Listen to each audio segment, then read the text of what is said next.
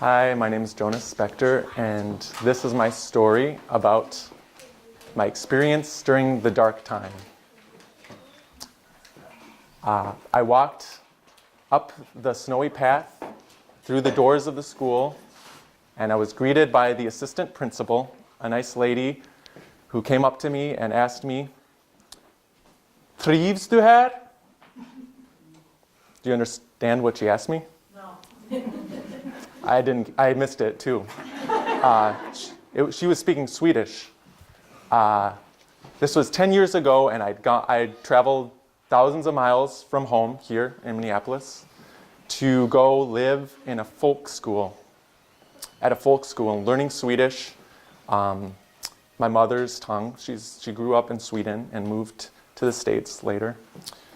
So I spent the winter at this folk school in northern Sweden, close up to the Arctic Circle, way far up in northern Sweden.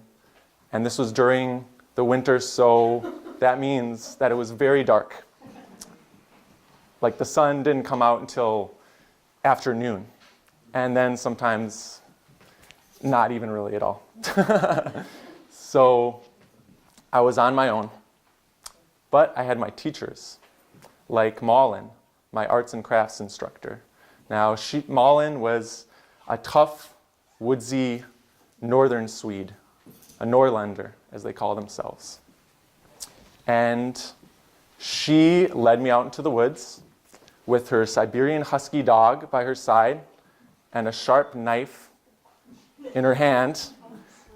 We were going to harvest birch bark. So she led me out into the woods looking for a nice tree to go carve the bark with the knife like this. We got it, brought it back to the school, and with a little pair of scissors, I cut and wove this little birch heart. See? Well, I think it turned out okay. So I brought that back to my dorm room and set it down on the table and thought to myself, now what? This was the end of the school week. It was Friday evening, and I'd already cross-country skied through the woods, practiced my jump shot in the gym 100 times. So I decided just to walk back into the school and see what was going on there. Well, it was very quiet, and all throughout the school, there were candles and lights. You see, Swedes love candles. And that kind of got me thinking, well, so do Jews. And seeing all the candles made me think of my family back home, thousands of miles away, back in Minneapolis, and getting ready to celebrate the Jewish Sabbath, Shabbat, which is basically welcoming in time of rest and reflection, the end of the hectic week. So I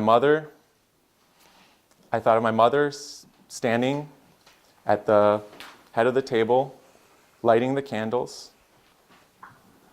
singing the blessing over the candles.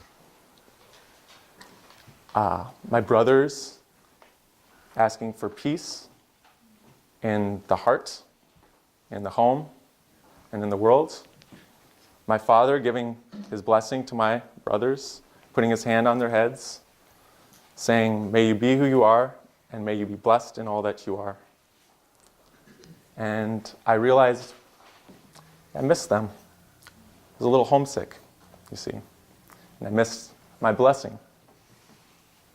Or so I felt, but blessings travel far, I think. So I went back to my dorm room and sat at the desk, reading for a little while.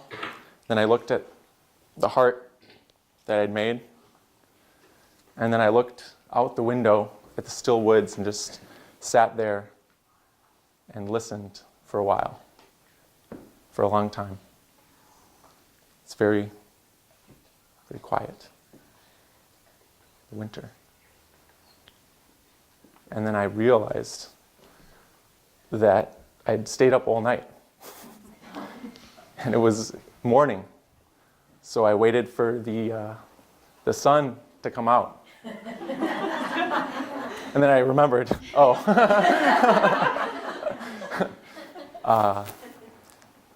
but that was fine. I didn't have too much to do the next day. It was a weekend. So the next day, I walked back into the school on campus to go hang out with my classmates that were around, and the assistant principal, once again, approached me and greeted me and asked me again in Swedish,